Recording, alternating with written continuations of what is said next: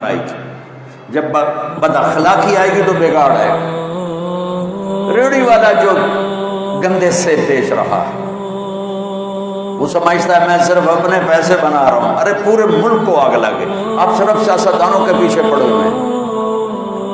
ارے میرے بھائیو، میں ایک دفعہ صبح نماز کے بعد واک کے لیے نکلا، واپس آ رہا تھا، مجھے ایک بڑے میاں نظر آئے ریڑھی پر کھڑے ہوئے، سفید داڑھی سفید پگڑی۔ ریڑھی والے عام طور پہ ایسے نہیں ہوتے ہیں، تو میرے دور سے وہ نظروں میں جچ گئے۔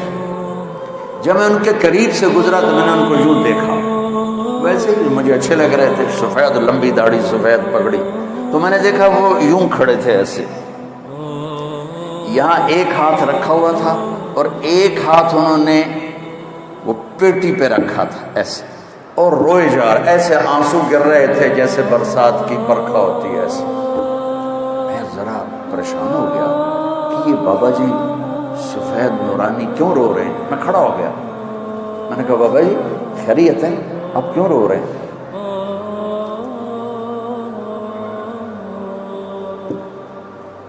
اس نے میرے سامنے سیبوں کی ریڑھی ایسے پلٹ دی، سارے سیب ریڑھی پر بکھر گئے، اوپر کی لیئر سیب ٹھیک تھے، نیچے سارے ادھ گلے تھے۔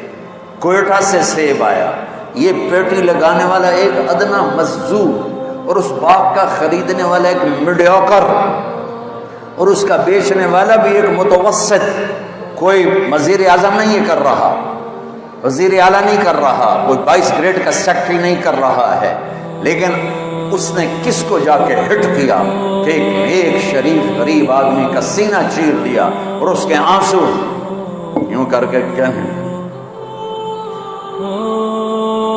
میں نے یہ قصہ ہزاروں دفعہ سنا ہے اور ہر دفعہ میرے سامنے اس کا چہرہ آتا ہے، میرے آنسو آ جاتے۔ وہ کہنے لگا بیٹا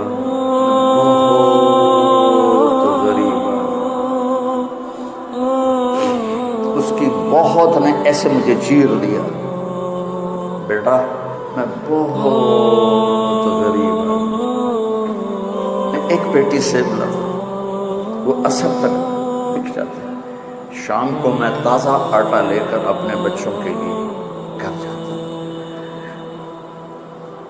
آج کسی نے میرے بچوں کی روٹی مجھ سے چھین، جس قوم کی پستی یہاں تک پہنچی ہو،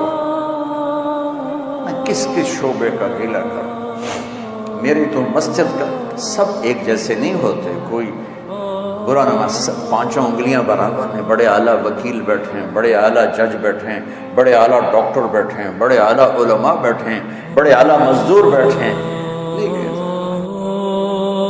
اندھیری رات ٹمٹماتے چراغ اندھیروں کو دور نہیں کر سکتے،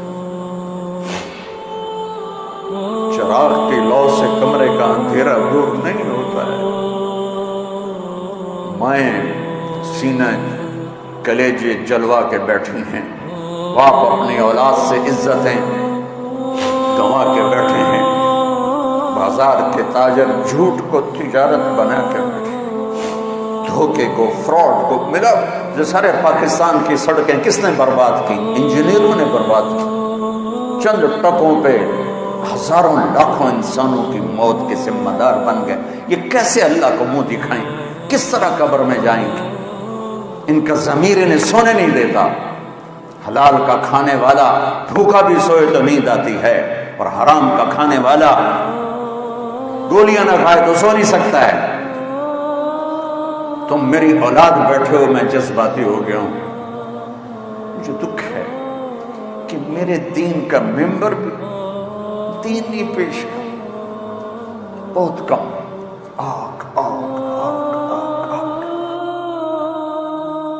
تو ہمارے زوال کی وجہ سمجھو بچوں، ہمارے زوال کی وجہ یہ نہیں ہے کہ دریائے راوی خشک ہو گیا، دریائے سد الجناب خشک ہو گیا، ہمارے زوال کی وجہ یہ نہیں ہے کہ ہمارے حکمران کرپٹ ہو گئے۔